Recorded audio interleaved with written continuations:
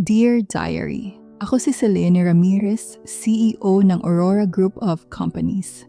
Isang empire na itinayo ko mula sa mga bakas ng kahapon.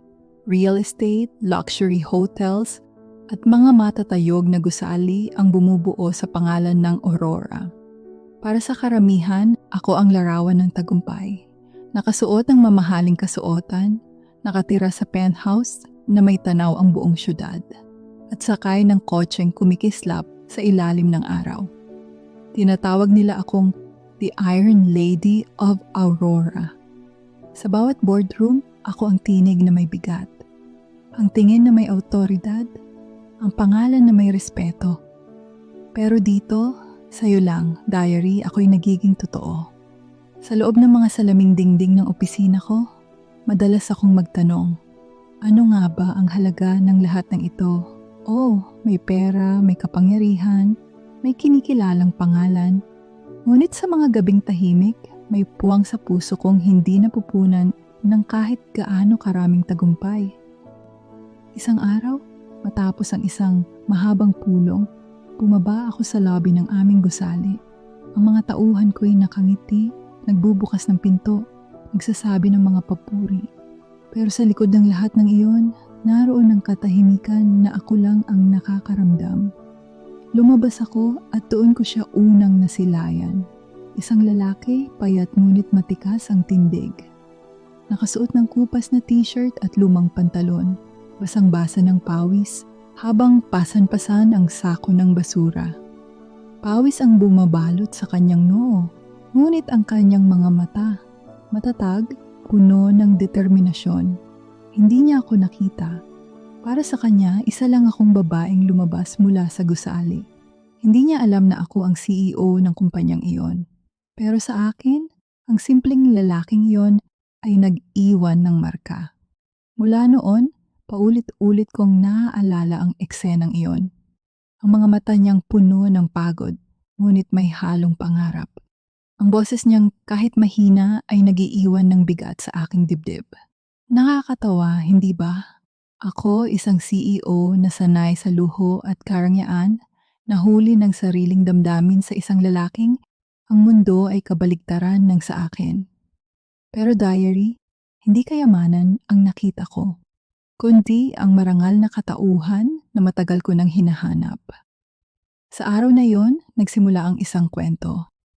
Hindi ko pa alam kung saan ito patutungo, pero nararamdaman ko, ito'y magiging simula ng pagbabagong hindi ko inaasahan. At sa unang pagkakataon, diary, isinulat ko ang kanyang pangalan dito sa pahina mo, Marco de la Cruz. At dito magsisimula ang lahat. Dear Diary, minsan ang unang pagkikita ay parang maliit na piraso ng puzzle. Ngayon, gusto kong malaman mo ang buong larawan, Diary, kung sino si Marco de la Cruz at bakit siya nakabitin sa aking isipan. Si Marco ay ipinanganak sa isang maliit na baryo sa probinsya sa isang pamilya na halos walang kinikita. Bata pa lang, natutunan niyang tumulong sa pamilya, nagbabantay sa mga kapatid, naglilinis sa kalye, tumutulong sa maliit na karinderya. Kahit hirap ang buhay, may ngiti sa kanyang mga labi at determinasyon sa kanyang mga mata. Noong bata pa siya, laging sinasabi ng kanyang ama, "Hindi mo kailangan ng maraming pera para maging marangal, anak. Kailangan mo lang ng puso at sipag." At iyon ang ipinakita niya sa lahat ng kanyang ginagawa. Kahit sa kalsada, kahit sa init ng araw, hindi siya sumusuko. Kung sino man ang may pinakamaraming problema, siya ang huling nauurong. Maraming pagkakataon na halos wala na siyang makain, pero hindi niya pinayagan ang kahirapan na patayin ang kanyang dignidad. Lumaki siyang tahimik, hindi palabiro, pero may mga tao sa paligid niya na nakaka-appreciate ng kanyang kabutihan. Ang mga mata ni Marco ay parang salamin ng kanyang nakaraan. Maraming pinagdaanan, maraming pinaglabanan, at bawat hakbang ay may kwento ng pagpupunyagi. Minsang nabanggit niya sa isang matandang kaibigan habang nag-aayos ng basura. Alam mo, Juan, Kahit maliit ang mundo natin, gusto ko lang makatulong at makagawa ng tama. At iyon ang dahilan kung bakit siya naroon sa tapat ng gusali ng Aurora Group noong araw na nakilala ko siya. Hindi niya alam, diary, na sa likod ng mga salamin, may babaeng CEO na nakatingin sa kanya, humanga sa bawat galaw, at damang-dama ang tibay ng kanyang karakter. Ilang linggo ang lumipas at nagkaroon ng pagkakataon na muli naming nag-cruise ang landas. Ako, na abala sa mga pulong at deadlines, ay nagpasya na lumabas ng opisina para maglakad-lakad sa kalye. Siya, na tulad ng dati, ay abala sa kanyang trabaho, nag-aalaga ng kalinisan, nagbubuhat ng mabibigat na sako ng basura. Ngunit sa pagkakataong iyon, may nangyari na hindi ko inaasahan. Isang bata ang tumakbo palabas ng kalye, halos mabangga ng isang delivery van. Hindi nagdalawang isip si Marco, hinawakan ng bata at iniligtas sa panganib. Para sa karamihan, isa lang iyon sa milyong bagay na ginagawa niya araw-araw. Para sa akin, diary, doon ko naisip, ito ang tao na matagal ko nang hinahanap. Hindi sa yaman, hindi sa titulong nakasulat sa ID, kundi sa puso at sa prinsipyo. Pagkatapos ng insidenteng iyon, nagkaroon ako ng lakas ng loob. Nilapitan ko siya, tiniyak na okay ang bata, at nagpakilala. Siya, tahimik at may konting pag-aalinlangan, ay ngumiti at tumango. Ako si Marco, mahina niyang sabi. Celine, sagot ko, hindi na maitago ang kaba at pagkakatuwa. At sa araw na iyon, diary, nagsimula ang isang kakaibang koneksyon. Hindi ko alam kung saan ito hahantong, ngunit ramdam ko na parang may puwersang nagdadala sa amin sa isa't isa. Parang ang lahat ng maliit na hakbang ni Marco at ang bawat desisyon ko bilang CEO ay patungo sa parehong tadhana. Dear Diary, sa bawat kwento ng buhay, may pagkakataon na ang dalawang mundo ay nagtatagpo. Ang isang may yaman at kapangyarihan at ang isa'y may simpleng buhay, ngunit pusong matatag. At sa bawat pagkikita namin ni Marco, ramdam ko na ito ang simula ng isang pagbabago. Isang kwento na mas malalim kaysa kayamanan at kasikatan. Dear Diary, minsan, ang isang simpleng ngiti o isang maliit na kilos ay kayang magbago ng lahat. Pagkatapos ng insidenteng yon sa kalsada, paulit-ulit kong iniisip si Marco. Hindi ko alam kung bakit, baka dahil sa kanyang determinasyon o baka dahil sa kabutihang ipinapakita niya kahit sa pinakamaliit na paraan. Hindi naglaon, nagkaroon ako ng pagkakataon na makausap siya ng mas matagal. Isang hapon, habang naglalakad ako sa labas ng opisina, nakita ko siyang nag-aayos ng basurahan. May dalang sako, pawis ang bumabalot sa kanyang noo pero hindi niya pinapakita ang pagod sa kanyang mga mata. May halong pag-asa at dedikasyon. Nilapitan ko siya at hindi ko mapigilang makaramdam ng kaba. Marco, mahina kong bate. Tumango siya, medyo nagulat, pero ngumiti rin. Selene, may kailangan po ba? Mahina niyang tanong. Hindi ko alam kung ano ang sasabihin. Pero sa halip na pulos pormalidad, napansin ko ang kanyang tao. Ang taong marunong magmahal sa tama. Kahit simpleng bagay lang. Wala, gusto ko lang malaman kung okay ka. Sagot ko habang nakangiti. Doon nagsimula ang aming maliit na pag-uusap. Mula sa mga biro tungkol sa init ng araw at bigat ng trabaho niya, napunta kami sa mas seryosong usapan. Kwento niya ang buhay sa baryo, ang mga pangarap niya na makapag-aral ang mga kapatid, at ang mga pagsubok na hinarap niya araw-araw. Hindi ko maiwasang mamangha sa tibay ng loob niya. Habang siya'y nagsasalita, ramdam ko na may lalim ang bawat salita at may puso sa bawat galaw. Hindi tulad ng maraming tao sa aking mundo, ang ilan ay interesado lang sa yaman at posisyon. Sa bawat araw na nagkikita kami sa labas ng opisina, unti-unti akong nakaka-relate sa kanya. Hindi ko alam kung ano ang nangyayari sa akin, diary.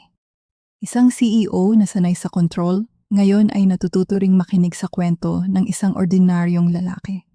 Ngunit hindi rin naging madali. Ang mundo namin ay magkaibang magkaiba. Si Marco na abala sa pang-araw-araw na pakikibaka at ako na abala sa boardrooms at deals. Madalas akong naiilang sa kanyang presensya, hindi dahil may kulang sa kanya, kundi dahil sa takot na baka ang mundo niya ay hindi akma sa akin. Pero diary, may isang bagay na malinaw.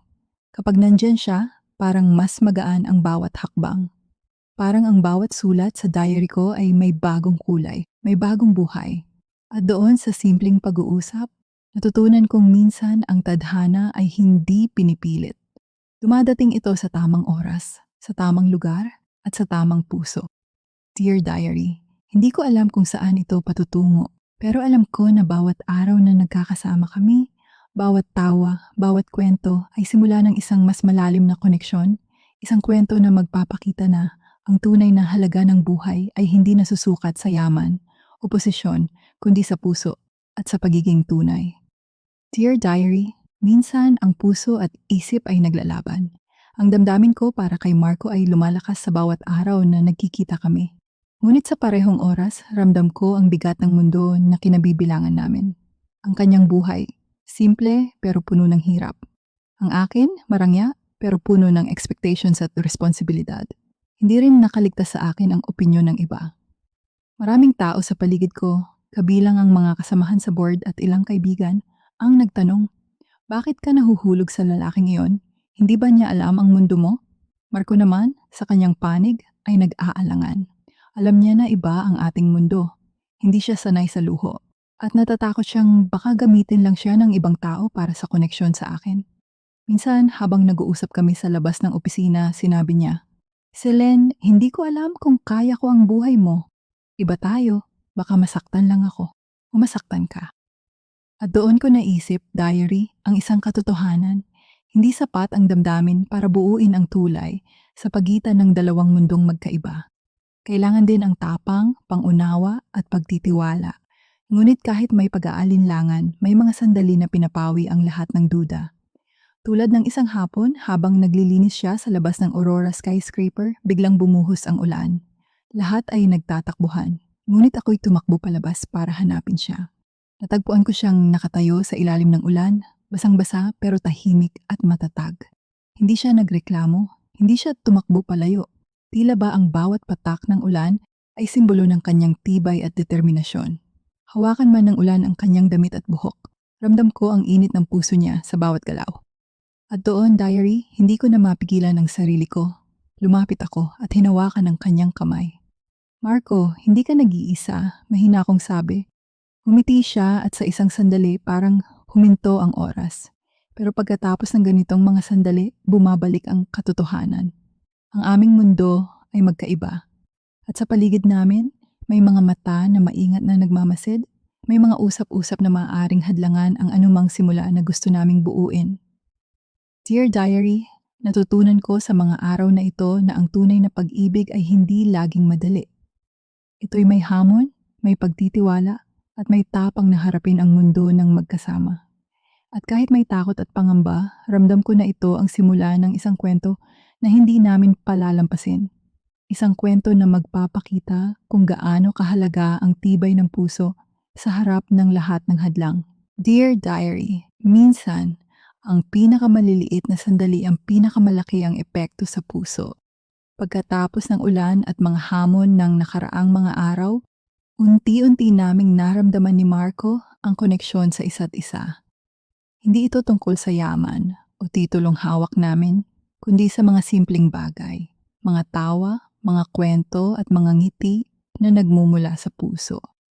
Isang hapon, nagpasya akong maglakad sa tabing parke malapit sa opisina.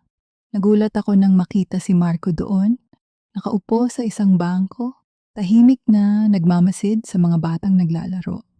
Lumapit ako, dala ang isang tasa ng kape at ngiti sa labi.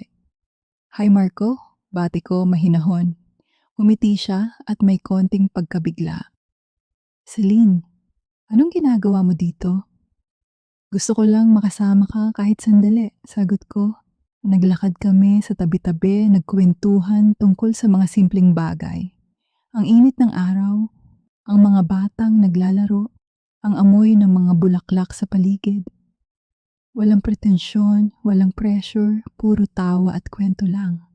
Ngunit diary, sa kabila ng simpleng sandaling iyon, ramdam namin ang bigat ng mundo sa paligid namin. Ang mga mata ng ibang tao ay patuloy na nagmamasid. May mga tanong na nakapaloob sa bawat salita at kilos namin. Pwede ba ito? Akma ba ito sa aming mundo? Sa mga sandaling iyon, natutunan ko ang isa pang bagay. Ang pag-ibig ay hindi laging madali. Kailangan nito ng tapang, hindi lang sa harap ng mundo, kundi sa harapan ng sariling damdamin. Isang gabi habang naglalakad kami pauwi, biglang huminto si Marco at hinarap ako. Selene, hindi ko alam kung handa ako sa ganitong damdamin, sabi niya. Ngumiti ako, hawak ang kanyang kamay. Marco, hindi mo kailangan maging handa sa lahat. Ang mahalaga, nandito tayo ngayon, magkasama. At sa sandaling iyon, diary, ramdam ko ang init ng kanyang kamay, ang tibay ng kanyang puso, at ang koneksyon na dahan-dahang nabubuo. Hindi ito tungkol sa mundo sa labas, kundi sa mundo sa pagitan namin. Isang mundo na tanging kami lang ang nakakaintindi. Ngunit alam ko rin, diary, na ang landas na ito ay hindi pa tapos.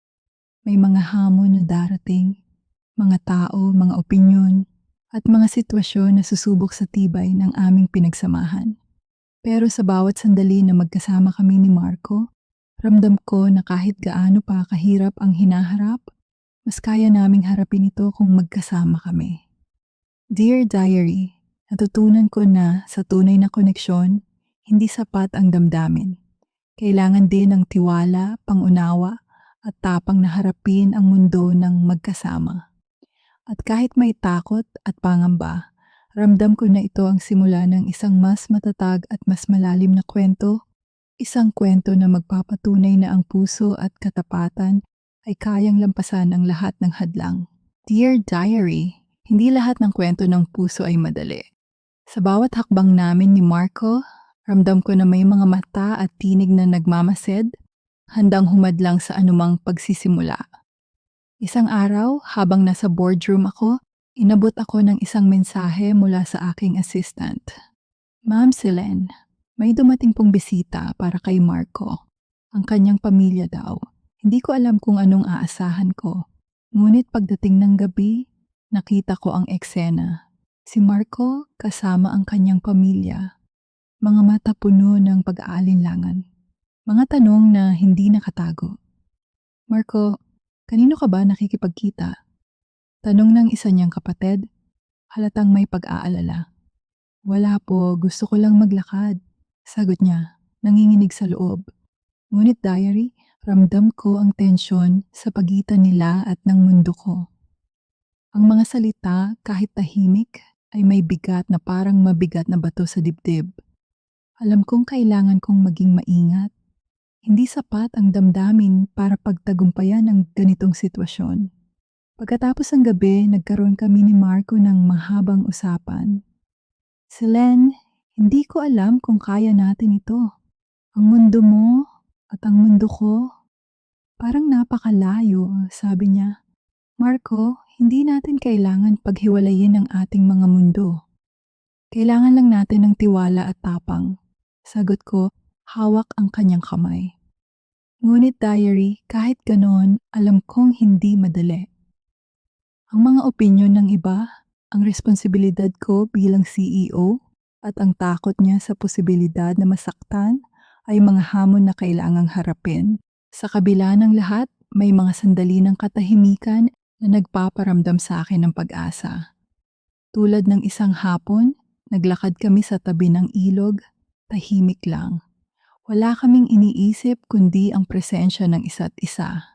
At sa sandaling iyon, ramdam ko na kahit gaano pa kalaki ang hadlang sa aming dalawa, ang koneksyon namin ay mas matatag kaysa sa anumang pagsubok. Dear Diary, natutunan ko na ang tunay na pag-ibig ay hindi lamang sa ngiti at kwento. Ito ay sa pagtitiis sa hamon, sa pagharap sa takot, at sa pagtitiwala na kahit ano pa ang mangyari, may lakas na bumangon at harapin ang mundo ng magkasama. At kahit na may unang pagsubok na ito, ramdam ko na ito ang simula ng mas malalim. Mas matatag na kwento, isang kwento na hindi namin palalampasin. Dear Diary, minsan kailangan lang natin ng lakas ng loob para harapin ang lahat. Matapos ang unang pagsubok, ramdam ko na si Marco at ako ay handang maglakad sa parehong landas. Kahit magkaiba ang mundo namin. Isang hapon, nagdesisyon kaming mag-usap ng masinsinan sa isang tahimik na kafe sa tabi ng ilog. Walang boardroom, walang sako ng basura, puro kami lang at ang kwento namin. Marco, alam kong hindi madali. Sabi ko, hawak ang kanyang kamay. Ngumiti siya, bahagyang nanginginig. Silen, hindi ko akalain na makakahanap ako ng taong makakaintindi sa akin, sa mundo ko at sa puso ko. Diary, sa sandaling iyon, ramdam ko na parang naglaho ang lahat ng hadlang. Ang magkaibang mundo namin, ang opinyon ng iba, ang takot, lahat ay napalitan ng tiwala at pag-unawa. Habang nagkukwentuhan kami, napansin ko ang mga maliliit na bagay. Ang paraan niya tumawa, ang pagkakabukas ng kanyang puso sa akin, at ang tibay ng kanyang prinsipyo sa bawat salitang binibitawan. Celine, sabi niya, mahina pero matatag. Gusto kong subukan ito. Gusto kong maging bahagi ng mundo mo. At gusto kong ikaw ay bahagi ng akin. Hindi ko mapigilan ang ngiti. Hawak ko ang kanyang kamay ng mas mahigpit at sa simpleng sandaling iyon, ramdam ko ang simula ng isang mas matatag na kwento. Isang kwento ng dalawang mundo na unti-unting nagtatagpo. Ng dalawang puso na nagkakaunawaan. At kahit diary, alam kong hindi pa tapos ang lahat. May mga susunod pang hamon. May mga pagkakataon na susubukan ang aming tibay. Pero sa bawat araw na magkasama kami ni Marco, ramdam ko na kahit gaano pa kalayo ang pagitan ng mundo namin, may lakas kaming bumangon at harapin ang bukas ng magkasama. Dear Diary, natutunan ko na ang tunay na koneksyon ay hindi lamang sa damdamin o sa ngiti. Ito ay sa pagtitiwala, pangunawa, at tapang na harapin ang mundo sa kabilaan ng lahat ng hadlang. At ngayon, ramdam ko na kahit sa unang pagsubok, may simula na ng kwento na kayang lampasan ang lahat ng hangganan. Dear Diary, minsan ang lahat ng pagsubok at hamon ay nagdadala sa atin sa tamang lugar. At ngayon, ramdam ko na kami ni Marco ay naroon na. Matapos ang lahat ng conflict, misunderstandings, at unang takot sa damdamin, unti-unti naming binuo ang aming mundo. Ang skyscraper ay hindi na lang simbolo ng yaman at kapangyarihan, kundi ng mga pagkakataon na ibinahagi namin ng magkasama. Ang kalsada at ilog sa tabi ng lungsod ay naging paalala ng simula, ng katapatan at ng determinasyon ni Marco. Ngayon, Diary, hindi lang kami magkaiba sa mundo. Kami ay magkaiba pero nagkakaugnay. Ako natutunan kong bumaba at pahalagahan ang mga simpleng bagay. Habang siya naman, natutunan niyang pahalagahan ang mga pagkakataon at responsibilidad ng mundo ko. Lahat ay may puso at respeto sa isa't isa.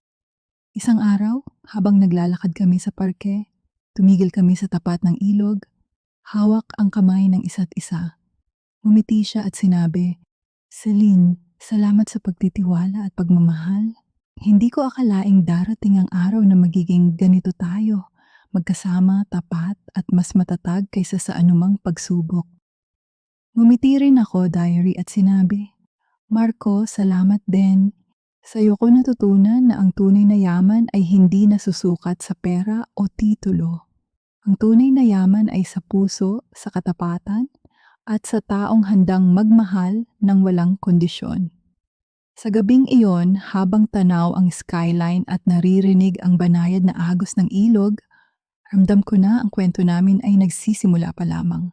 Ngunit sa isang lugar na puno ng tiwala, pagmamahal, at pangarap na magkasama. Dear Diary, natutunan ko na ang bawat hakbang, bawat pagsubok, at bawat sandali ng pag-ibig ay may dahilan. At sa wakas, ramdam ko na ang dalawang mundo ay hindi lamang nagtagpo, kundi nagbukas ng bagong simula, isang buhay na magkasama, puno ng pag-ibig, pangarap, at walang hangganang posibilidad. Dear Diary, at dito nagtatapos ang aming kwento, isang kwento ng dalawang mundo, dalawang puso, at isang tadhana na nagtagpo sa tamang oras. Mula sa unang pagkikita ni Selene at Marco hanggang sa kanilang bagong simula, natutunan natin na ang tunay na pag-ibig ay hindi nasusukat sa yaman, posisyon o estado ng buhay. Ito ay nasusukat sa puso, tapang at tiwala, at sa katapangan na harapin ang mundo ng magkasama. Kung natutuwa kayo sa kwento ng Ang Basurero at ang Babaeng CEO, huwag kalimutang mag-like, mag-subscribe, at i-click ang notification bell para updated kayo sa lahat ng susunod nating chapters at mga inspirational stories na tulad nito. Ibahagi rin ang kwento sa mga kaibigan at pamilya na naniniwala sa kapangyarihan ng pagmamahal at pagtitiwala. Hanggang sa susunod na diary entry, diary, at sa susunod na kwento ng puso.